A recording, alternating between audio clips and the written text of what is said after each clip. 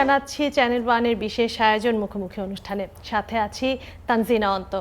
আজ আমরা এমন একজনের মুখোমুখি হব যিনি বাংলাদেশ সরকারের বিভিন্ন মন্ত্রণালয়ের মধ্যে খুব গুরুত্বপূর্ণ একটি মন্ত্রণালয়ের প্রতিমন্ত্রীর দায়িত্বে আছেন, যার হাত ধরে আসলে বাংলাদেশের সামাজিক সহ বিভিন্ন উন্নয়নমূলক কল্যাণমূলক কর্মকাণ্ড ঘটবে। আজ আমরা মুখোমুখি হব সমাজ কল্যাণ মন্ত্রণালয়ের প্রতিমন্ত্রী ফারজানা শারমিনের। কেমন আছেন? আলহামদুলিল্লাহ ভালো। আপনি ভালো আছেন? আলহামদুলিল্লাহ ভালো আছি। প্রথমেই ফ্যামিলি কার্ডের কথায় আসি। ফ্যামিলি কার্ডটা তো করা হচ্ছে একটা পরিবারকে ২৫০০ টাকা, এটা কি নিত্য নৈমিত্তিক প্রতিদিনের খরচপাতির জন্য, নাকি তারা একটা জায়গায় ইনভেস্ট করবে ভবিষ্যতের আয়ের জন্য? আর যদি তাই হয়, এই টাকাটা কতটুকু যৌক্তিক বলে আপনার মনে হয়? পরিবারে যারা নারী সদস্য, বয়োজ্যেষ্ঠ সদস্য রয়েছেন, যারা বেসিক্যালি বাইরে কাজ করতে পারেন না, কিন্তু তাদের সমস্তটা জীবন তারা দিয়ে গেছেন পরিবারের পেছনে, সকাল থেকে শুরু করে রাত পর্যন্ত অক্লান্ত পরিশ্রম তারা করেন, আমাদের দেখভাল করেন, হ্যাঁ, এবং তাদের ভালোবাসা, তাদের আত্মত্যাগ।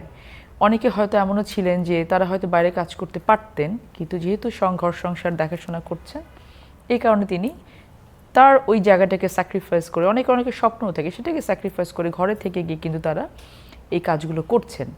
তো এই সকল মানুষগুলোকে কিন্তু আমরা আসলে রাতের পর দিনের শেষে একটা অ্যাপ্রিসিয়েশনও দিই না। যেমন আমরা কয়জন ঘরে ফিরে আমার শাশুড়িকে অথবা আমার মাকে বলি যে অনেক ধন্যবাদ তোমাকে, যে তোমরা সারাদিন অনেক কাজ করেছো, হ্যাঁ। এটা কিন্তু আমাদের কালচারটা ডেভেলপ করেনি। তো এটা যেটা আমরা আমাদের মেইন যেই এই পেছনের যেই পাওয়াটা থাকে, যে পেছনের যেই ইয়েটা থেকে আমরা চেষ্টা করছি যে ফ্যামিলি কার্ডটাকে আমাদের এই ইনভেস্টমেন্ট লেভেলে নিয়ে আসে, সেটা হচ্ছে যে এই সকল যে অদৃশ্য শ্রম, নারীদের যে অদৃশ্য শ্রম, এই অদৃশ্য শ্রমকে একটা স্বীকৃতি দেয়া, তাদেরকে একটা ধন্যবাদ জানানো যে আপনি যে কাজটা করছেন এটা প্যাসিভ ওয়েতে আপনি দেশ গড়ার কাজে সহযোগিতা করছেন। এই প্রেসিশনটুকু কিন্তু একটা মানুষকে অনেক ভালো লাগা দেয়।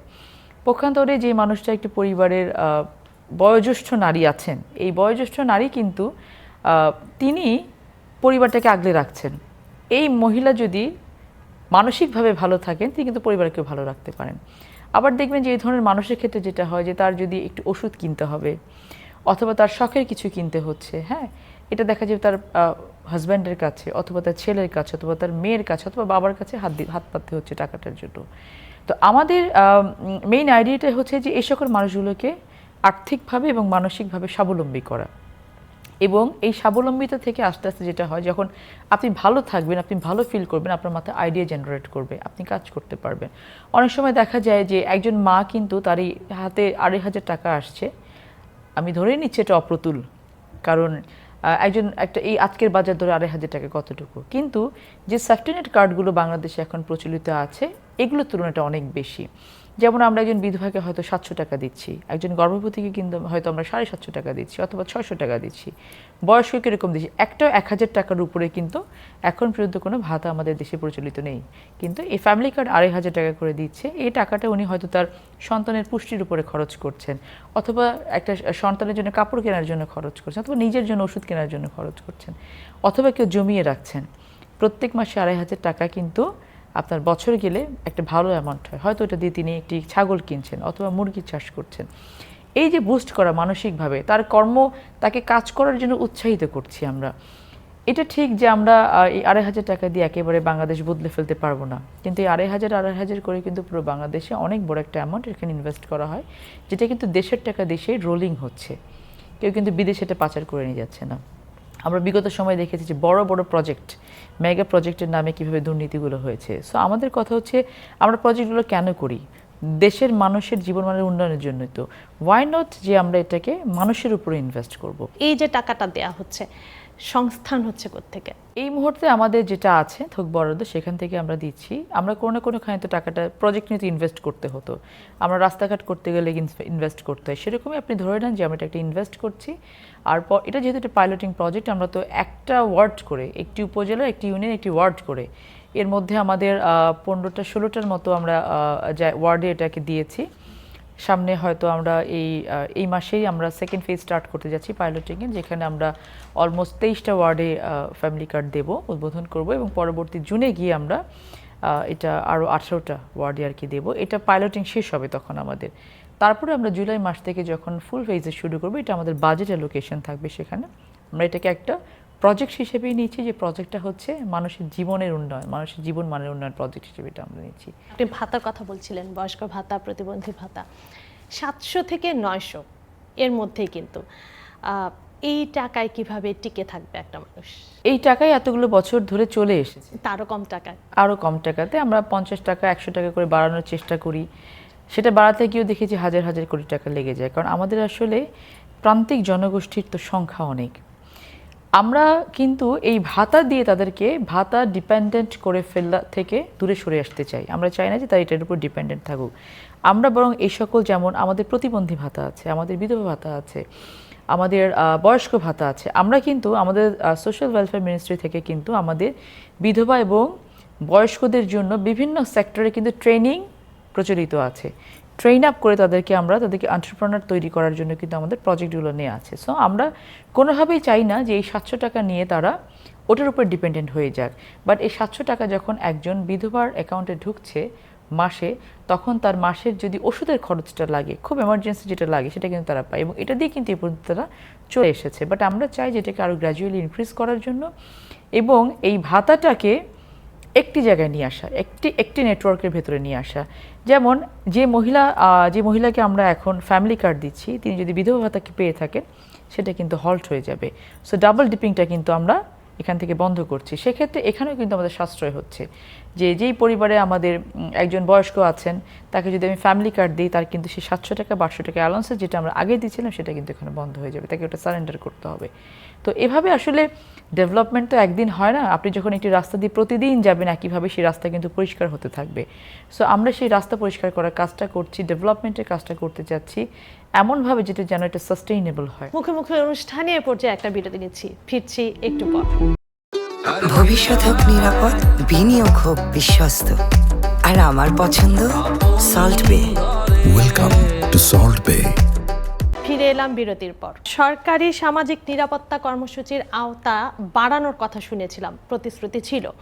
তো তারপরেও কিন্তু এখন মাঠ পর্যায়ে যে প্রকৃত যারা দরিদ্র, তারা কিন্তু বাদ পড়েছেন। এই যে প্রকৃত উপকারভোগী যারা, তাদের একটা তালিকা তৈরি করা হয়, তো সেই তালিকায় রাজনৈতিক প্রভাবের কথাও কিন্তু আমরা জানি। ভবিষ্যতেও কি এরকম চলবে কিনা? আমরা প্রবলেমগুলো আইডেন্টিফাই করছি। আপনারা ইতিমধ্যে দেখেছেন যে আমাদের মন্ত্রণালয় থেকে কিন্তু আমরা যে লিস্টের কথা আপনি বলেন, লিস্টগুলো ভেরিফিকেশন করার জন্য আমরা অলরেডি একটি কমিটি গঠিত হয়েছে, যে যেই ভাতাভোগীদের যে তালিকা রয়েছে, এই তালিকাটা ভেরিফাই করে এক্স্যাক্ট বেনিফিশিয়ারি যারা, অ্যাপ্রোপ্রিয়েট বেনিফিশিয়ারি যারা এটা পাওয়ার যোগ্য, তাদেরকে আইডেন্টিফাই করা। বিগত সময় এমন হয়েছে যে কার্ড আছে যার নামে, দেখা যায় যে মোবাইল নাম্বারটা এমন কারো নামে যেটা তার না। সো তার নামে কার্ড করে তার যে বেনিফিটটা মোবাইলে চলে যাচ্ছে অন্য কারো মোবাইলে। সেই জায়গাটা থেকে আমরা অ্যাড্রেসটা এভাবে করেছি। আমরা আমাদের ফ্যামিলি কার্ডে কিন্তু আমরা, যেটা আপনি পলিটিক্যাল ইন্টারফারেন্সের কথা বললেন, এখানে ফ্যামিলি কার্ডে কিন্তু কোনো রাজনৈতিক ইন্টারফারেন্সের মধ্য দিয়ে কিন্তু ফ্যামিলি কার্ড ডিস্ট্রিবিউশন হচ্ছে না। এটা আমরা ইনফরমেশন কালেক্ট করছি উপজেলা অফিসারদের সমন্বয়ে, জেলা প্রশাসক উপজেলা অফিসারদের সমন্বয়ে একটি টিম করে দেওয়া হয়েছে, যেখানে কোনো পলিটিক্যাল পার্সন নেই। তাদের মাধ্যমে ইনফরমেশন কালেক্ট করে সেই ইনফরমেশন অটোমেটেড সিস্টেমে ভেরিফাই হচ্ছে, এটাকে আমরা প্রক্সিমিন টেস্ট বলি। এই ভেরিফাই হওয়ার পরে স্কোরিংয়ের মাধ্যমে একটা সিলিং আছে, কাট অফ পয়েন্ট আছে, যে কে পাবে হতদরিদ্রকে। এই হতদরিদ্রকে সিলেক্ট করছি আমরা কার একেবারেই বাড়ি নেই, কারো বাড়ি থাকলে বাড়ির ছাদটা কি টিনের নাকি পাকা নাকি ছনের, সেভাবে কিন্তু স্কোরিং করা হয়। কাট অফ পয়েন্টের নিচে যারা থাকে, 814 হচ্ছে আমাদের সিলিং, এই 814 নিচে যারা থাকে তাদেরকে আমরা দরিদ্র নিম্নবিত্ত এইভাবে আমরা ভাগ করে কিন্তু এই টাকাটা ডিসবার্স হচ্ছে গভর্নমেন্টের কোষাগার থেকে আইবাস সিস্টেমের মাধ্যমে সরাসরি বেনিফিশিয়ারি যেই ওয়ালেটটা চয়েস করছে, হয় মোবাইল ওয়ালেট অথবা কোনো অ্যাকাউন্ট নাম্বার, বেনিফিশিয়ারিকে জিজ্ঞেস করা হয় যে আপনার কি কোনো অ্যাকাউন্ট আছে, আপনি কি সেই অ্যাকাউন্টে নিতে চান টাকাটা, নাকি আপনি কোনো মোবাইল ওয়ালেটের ভেতরে নিতে চান। তিনি যেটাকে সিলেক্ট করে দেন, সেই ওয়ালেটে কিন্তু গভর্নমেন্টের কাছ থেকে টাকাটা সরাসরি তার কাছে পৌঁছে যাচ্ছে। এটা গেল হচ্ছে ফ্যামিলি কার্ডের কথা।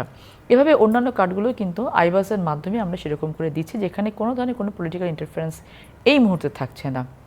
আর বিগত সময় যেগুলো হয়েছে সেই লিস্টগুলোকে আমরা ভেরিফাই করার জন্য অলরেডি কমিটি গঠিত হয়েছে। এই কমিটি আমাদেরকে যেভাবে রেকমেন্ড করবে আমরা সেভাবে আর কি আমরা ওই ভাতাভোগীর লিস্টটাকে আবার রিশাফল করব, রিভিজিট করব, কারেকশন করে প্রকৃত ভাতাভোগী এবং অবশ্যই দল মত সকল কিছুর ঊর্ধ্বে উঠে গিয়ে যার যেটা প্রয়োজন, একজন বিধবা সে কোন দল করে, সে কোন নীতিতে বিশ্বাস করে, সে কোন ধর্মের মানুষ, সেটা আমাদের বর্তমান সরকারের জন্য মুখ্য না।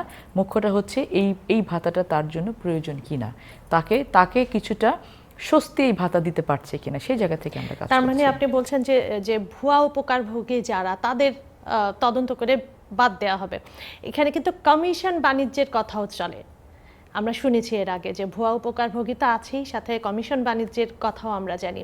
তো বড় ধরনের কোনো তদন্ত এখনো পর্যন্ত কেন করা হচ্ছে না সরকার থেকে? না, কমিশন বাণিজ্য বলতে যেটা বোঝায় যে এখানে অনেক সময় আমরা নিজেও ফিল করেছি, আমরা যখন মানুষের কাছে গেছি তখন বলেছে কার্ড যখন দেয়া হয় তখন কিন্তু বলা হয় যে টাকা দিতে হবে। হ্যাঁ, টাকা দিলে কার্ড দেওয়া হবে। আগে যে পলিটিক্যাল লোকজনের হাত দিয়ে এই কার্ডগুলো ডিস্ট্রিবিউশন হয়েছে তখন ম্যাক্সিমাম কিন্তু এ ধরনের অনেক ধরনের আমরা শুনেছি যে হ্যাঁ টাকা নিয়ে তারপরে কার্ড দিচ্ছে। সেই জায়গাগুলোতে যখনই কোনো এলিগেশন আমাদের কাছে আসবে যে ধরনের কোনো কিছু হয়েছে, এটাকে ইমিডিয়েটলি আমাদেরকে অ্যাড্রেস করতে হবে। আমরা একটা কথা বলি আপনাকে যে আমাদের বর্তমান সরকার, আমরা খুব কষ্ট করে এই পর্যন্ত এসেছি। আমাদের পথটা কিন্তু খুব কঠিন ছিল, এখন পথটা আরও কঠিন, যে আমরা মানুষের কাছে যা বলে এসেছি সেগুলো মানুষের দোরগোড়ায় পৌঁছে দিতে হবে। সো আমরা আমাদের হাইয়েস্ট লেভেল থেকে চেষ্টা করছি। আপনি পলিসি নেন না কেন, আপনি যদি মন পরিষ্কার না থাকে, আপনি যদি মনে করেন যে আপনার গুডউইলটা না থাকে, আপনার কিন্তু কোনো বেনিফিট পৌঁছে দিতে পারবেন না।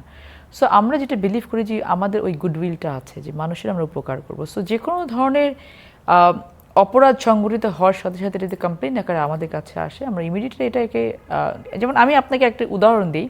আজকে সকালে যে ঘটনাটা ঘটেছে আমার কাছে, আমি এলাকার নাম বলছি না, এক জায়গা থেকে আমার কাছে কমপ্লেন আসলো। ভবিষ্যৎ হোক নিরাপদ, বিনিয়োগ হোক বিশ্বস্ত, আর আমার পছন্দ সল্ট বে। Welcome to Salt Bay. যে একজন ফ্যামিলি কার্ড দেয়া হবে এটা বলে 4-5 জন মহিলার কাছ থেকে টাকা নিয়েছে, এবং ওই মহিলারা কমপ্লেন করার পরে পুলিশ তাকে ধরে থানায় নিয়ে এসেছে। এখন তাদের ভেতরে একজন মহিলা গিয়ে আবার বলছে যে ঠিক আছে তাকে ছেড়ে দেন, এই মুহূর্তে ছেড়ে দেন, মুচলেখা দিয়ে ছেড়ে দেন। তো তখন আমাকে কল করেছে যে এটা কি করব আমরা। তো আমি বললাম যে দুজনকেই আপনারা ব্যবস্থা নেন, আইনগত ব্যবস্থা নেন। প্রথম কথা হচ্ছে যে ফ্যামিলি কার্ড টাকার বিনিময়ে দেওয়া যাবে, এটা পাবলিক অ্যাওয়ারনেস ক্রিয়েট করতে হবে। আমরা করেছি, বারবার করে বলেছি, এটা আরও আমাদেরকে অ্যাওয়ারনেস ক্রিয়েট করতে হবে। সাথে সাথে যে ভদ্রমহিলা কমপ্লেন করলেন, করে এসে তিনি আবার এসে বলছেন যে তাকে ছেড়ে দেন, উনিও তো অপরাধ করছেন। কারণ কমপ্লেন করেছেন উনি, এই কারণে তার কাছ থেকে টাকা নেওয়া হয়েছে, তাহলে উনি এখন কেন ছেড়ে, পানিশমেন্ট তো তিনি ডিসাইড করবেন না। এটা আপনি কমপ্লেইন আসার কথা বললেন, অভ্যন্তরীণ কোনো তদন্ত করা হবে কিনা? আমাদের তো রিভিউ কমিটি সব জায়গাতেই থাকবে। আমাদের এটা শুধু এই ফ্যামিলি কার্ড না, প্রত্যেকটা কার্ডের ক্ষেত্রে কিন্তু আমাদের ভেরিফিকেশন থাকে। হ্যাঁ, অ্যাট মান্থলি, কোয়ার্টারলি, ইয়ারলি কিন্তু থাকে যে এই বেনিফিটগুলো ঠিকমতো পৌঁছাচ্ছে কিনা, নাহলে তো এইগুলো আসলো কিভাবে, জানতে পারলাম কিভাবে যে সমস্যাগুলো হচ্ছে। সো অবশ্যই অভ্যন্তরীণ একটা তো ভেরিফিকেশন টিম থাকবেই। এবার একটু প্রতিবন্ধীদের কথায় আসি, যারা বিশেষ চাহিদা সম্পন্ন, তাদের নিয়ে কিন্তু সরকারের একটা প্রতিশ্রুতি আছে যে অন্তর্ভুক্তিমূলক শিক্ষা এবং চাকরির ক্ষেত্রে তাদের সুযোগ দেওয়া হবে, কিন্তু সে অনুপাতে কিন্তু চাকরি ক্ষেত্রে সরকারি প্রতিষ্ঠানগুলোতে কিন্তু আমরা খুব একটা তাদের দেখা যায় না, আমরা দেখি না। এটা নিয়ে কেন, কি বলবেন? ডিসেবল আসলে বলতে আমরা নিরুৎসাহিত করি, আমরা বলি তারা বিশেষভাবে সক্ষম ব্যক্তি। প্রত্যেকেরই কিছু না কিছু সক্ষমতা সৃষ্টি করতে, প্রত্যেকেই কিছু না কিছু স্পেশালিটি দিয়ে কিন্তু দুনিয়াতে প্রেরণ করেন। তো এটা কিন্তু একটা বিশাল জনগোষ্ঠী। আমাদের সরকারের অনেক বড় একটা প্রজেক্ট, একটা না কয়েকটা প্রজেক্ট আমরা নেব যে এই জনগোষ্ঠীটাকে ম্যান পাওয়ারে রূপান্তর করার জন্য। তো এই ম্যান পাওয়ারে রূপান্তর করার জন্য যে কাজগুলো করার প্রয়োজন, শুধুমাত্র তাদেরকে শুধু কর্মসংস্থানের ব্যবস্থা তো করলে হবে না, তাদেরকে একটা স্কিলড করে গড়ে তুলতে হবে। সো আমাদের যেই প্রকল্পগুলো আমরা নেব বা আমাদের পরিকল্পনা যেগুলো আছে, তার মধ্যে প্রতিবন্ধীদের একটা সেফ অ্যাকোমোডেশন, তাদেরকে স্কিলড করে গড়ে তোলা, বাচ্চাদের জন্য শিক্ষা ব্যবস্থা করা, এবং এই স্কিলগুলোকে হচ্ছে সেক্টরে, মানে প্রতিবন্ধী তো বিভিন্ন ক্যাটাগরির প্রতিবন্ধী আছে, কেউ বাক প্রতিবন্ধী, কেউ শ্রবণ প্রতিবন্ধী, কেউ দৃষ্টি প্রতিবন্ধী, কেউ ফিজিক্যালি ডিসেবল। সো যেই সেক্টরে কাজ করতে পারবে সেরকম করে তাদের জন্য কর্মসংস্থানের সুযোগ করে, সেটা সরকারি হোক অথবা বেসরকারি হোক। আপনি দেখবেন যে আমাদের বাংলাদেশে যে অবকাঠামোগুলো আছে, বিল্ডিংসগুলো আছে, এগুলো কোনোভাবেই কিন্তু প্রতিবন্ধীদের জন্য খুব বেশি সুবিধাজনক না। যেমন কোনো একটা হুইল চেয়ার নিয়ে ওঠার জন্য একটা বিল্ডিংয়ে কিন্তু আমাদের সেই ডিজাইনগুলো সেরকম করে করা হয় না।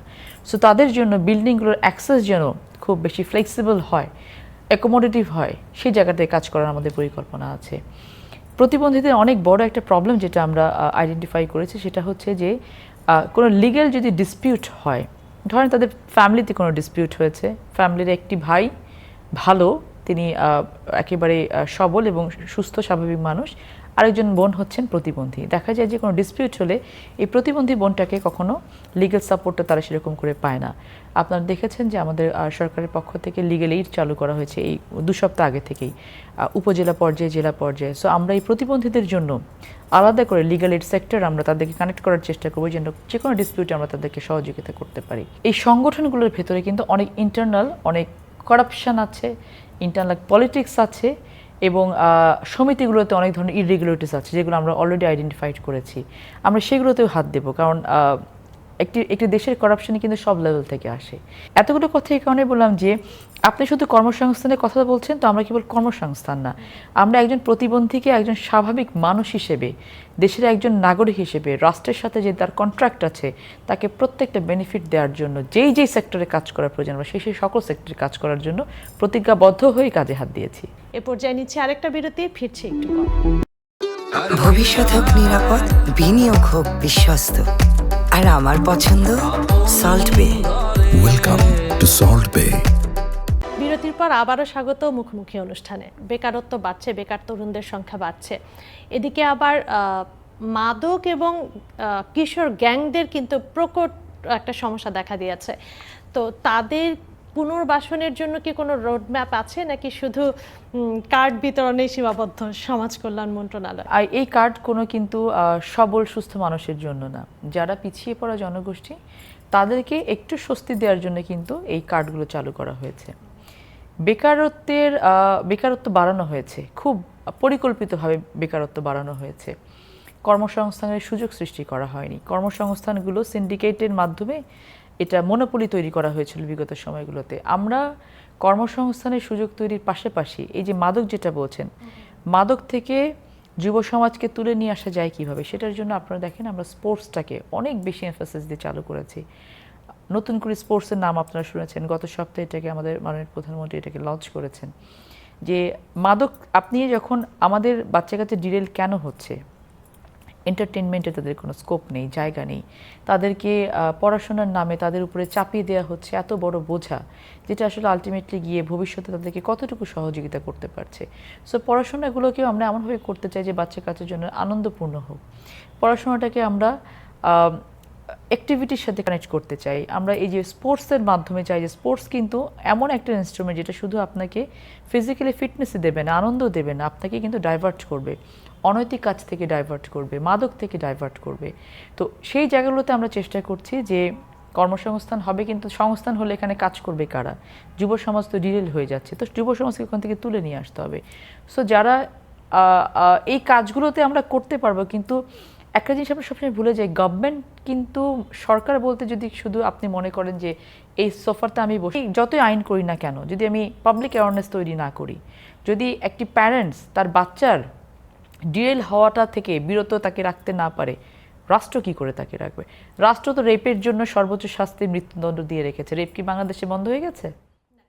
না, কেন হচ্ছে না? সেই ক্ষেত্রে আইনের প্রয়োগটা তো আইনের প্রয়োগ হচ্ছে না, দীর্ঘসূত্রিতা আছে, দ্যাটস অ্যানাদার ডিবেট। কিন্তু আমি যে রেপিস্ট, সেটা আমাদেরই পরিবারের কেউ, হয় আমার সন্তান, অথবা আমার স্বামী, অথবা আমার ভাই। এই মানুষটা যে এই পর্যন্ত আসছে, আমাদের সোশ্যাল অ্যাওয়ারনেসের জায়গাটা একদম চলে গেছে, নীতি নৈতিকতার জায়গাটা, ভালো মন্দের বাছ বিচার, যখন একটি সমাজ যখন পচে যায় তখন এগুলো অনেক বেশি বেড়ে যায়। সো আমরা শুধুমাত্র আইনের দিকে নজর দিচ্ছি না, আমরা বলার চেষ্টা করছি যে রেপ সম্পর্কে আপনি দেখেন অ্যাসিড সন্ত্রাস বাংলাদেশে কিন্তু নির্মূল হয়ে গেছে। একটা সময় অ্যাসিড খুব বাজে অবস্থায় ছিল, এটা কিন্তু আইনের পাশাপাশি সোশ্যাল অ্যাওয়ারনেসটা ছিল। আমরা কিন্তু অনেক বেশি এমফাসিস দিচ্ছি সোশ্যাল অ্যাওয়ারনেস ক্রিয়েট করার ক্ষেত্রে। বাংলাদেশের মধ্যবিত্তের একটা বড় অংশ এখন নতুন করে দরিদ্র হচ্ছে। তো সামাজিক নিরাপত্তা কর্মসূচির কিন্তু বেশিরভাগই দরিদ্রদের নিয়ে, চরম দরিদ্র যারা তাদের নিয়ে। এই যে নতুন বাস্তবতা তৈরি হচ্ছে, নতুন করে দরিদ্র হচ্ছে, আগের দরিদ্র তো ছিলই, এই বাস্তবতার মুখোমুখি হতে কি সরকার এখনো প্রস্তুত? সরকার মানসিকভাবে 100% প্রস্তুত, সরকারের পলিসি লেভেলে 100% প্রস্তুত। ইকোনমি ধসে গেছে আমাদের, মানে লক্ষ হাজার কোটি টাকার হচ্ছে ঋণ, সেটা নিয়ে আমরা চলছি। কিন্তু যেটা আপনি বলছেন নতুন করে যারা দরিদ্র হচ্ছে, এই নতুন করে দরিদ্র যারা হচ্ছে তাদেরকে কাজের সাথে যুক্ত করা, তাদেরকে ইকোনমির সাথে যুক্ত করার জন্য কিন্তু আমরা কাজ করে যাচ্ছি প্রতিনিয়ত। এই দেশকে দরিদ্র করে রাখা হয়েছে যেন আমরা পরনির্ভরশীল হয়ে থাকি। আমাদের সকল সেক্টরে, বিদ্যুৎ খাতে পরনির্ভরশীল করে রাখা হয়েছে, আমাদের জ্বালানি খাতে পরনির্ভরশীল করে রাখা হয়েছে, আমাদের সমস্ত জায়গায়। আমাদের গার্মেন্টসের কী অবস্থা, একটা রমরম অবস্থা ছিল একটা সময়, গার্মেন্টসকে কোন জায়গায় নিয়ে যাওয়া হয়েছে। তো এই জায়গাগুলোতে শিল্প কারখানা, আমাদের সুগার মিলগুলো থেকে শুরু করে আমাদের আরও যে পাট কল যেগুলো আছে, আমাদের নিজস্ব সম্পদ এগুলোকে কিন্তু একেবারে ধসে ফেলানো হয়েছে। তো আমরা যদি এই জায়গাগুলোতে হাত দিতে পারি, যেটা আমরা দিচ্ছি, ইমিডিয়েটলি হাত দিচ্ছি, এবং আলটিমেটলি সেগুলো নিয়ে আমরা আমি শুরুতেই বলেছি আমাদের যা আছে আমরা তাই নিয়ে আগাবো, সেগুলো নিয়ে কিন্তু আমরা আগাচ্ছি। এবং নতুন নতুন কর্মসংস্থান তৈরি হবে অতি শীঘ্রই, এবং এই নতুন নতুন কর্মসংস্থান যখন তৈরি হবে তখন কিন্তু এই যে নতুন করে দরিদ্রের হারও আস্তে আস্তে কমতে থাকবে। ওভারনাইট কোনো কিছু করা সম্ভব না। মানে 17 বছরে যে ডেডলকটা রয়েছে, এই ব্যাকলকটাকে আপনার তুলে নিয়ে আসতে কিন্তু সময় দিতে হবে। বাট ধৈর্যের সাথে যদি আমরা খালি একটু পথ চলতে থাকি, দেখা যাবে যে 6 মাস পর থেকে আস্তে আস্তে বাংলাদেশের মানুষ কিন্তু বোঝা শুরু করবে যে না, আমরা ভালো আছি। একটু ভিক্ষুকদের প্রসঙ্গে আসতে চাই। ভিক্ষুক পুনর্বাসন প্রকল্প কিন্তু বহু বছর ধরেই চলছে, কিন্তু দৃশ্যত কিন্তু আমরা রাস্তাঘাটে ভিক্ষুকের সংখ্যা কমতে দেখি না আসলে। তো এই প্রকল্পগুলো কি শুধুই কাগজে কলমে সীমাবদ্ধ? আবার ভিক্ষুকদের বাড়িঘরের আমরা অনেক ধরনের নিউজও দেখি যে তারা অনেক বড় লোক আছে এরকম। তো আসলেতে হয় কি, আমি যদি একটা কথা বললাম যে আমরা যদি মানুষ ভালো না হই তাহলে কিন্তু কোনো কিছু কাজে আসবে না আমাদের। এই প্রকল্পগুলো আমরা রিভিজিট করছি সবগুলোই, যেগুলো আমাদের মন্ত্রণালয়ে আছে। আসলে আমরা তো সব নিয়ে তো আর আমরা কাজ করি না, যতটুকু নিয়ে কাজ করি আমরা প্রতিটা প্রকল্প এক্সটেন্ড করার আগে, নতুন প্রকল্প নেওয়ার আগে আমরা দেখছি যে প্রকল্পের কাজটা কি ছিল, কতটুকু করেছে, বেনিফিশিয়ারি কতটুকু বেনিফিট হয়েছে, পারপাস সার্ভ হয়েছে কিনা। যদি না হয় প্রকল্প বন্ধ। আমরা কিন্তু এই ধরনের স্ট্র্যাটেজি নিয়ে আগাচ্ছি। সো ভিক্ষুকদের নিয়ে আসলে এটা একটা জাতীয় সমস্যা, এবং এখানে ভিক্ষুকরা ভিক্ষুক না, ভিক্ষুকদের পেছনে অনেক বড় একটা চালিকা শক্তি থাকে, যারা বাচ্চাদেরকে নিয়ে, নারীদেরকে দিয়ে এই জায়গাটা পরিচালনা করে। তো সেই জায়গাটা থেকে পুনর্বাসনটা খুব সাময়িক একটা বিষয় থাকে। এই জায়গাটা থেকে তাদেরকে তুলে নিয়ে এসে কী করে তাদেরকেও একটা ইকোনমির সাথে কানেক্ট করা যায়, সেই বিষয়ে আমাদের কিন্তু পরিকল্পনা আছে। আজ বিদায় নিতে হচ্ছে, আজ বিদায় নিচ্ছি মুখোমুখি অনুষ্ঠান থেকে। নিশ্চয়ই আগামী দিন অন্য কারো মুখোমুখি হব। সে পর্যন্ত ভালো থাকুন।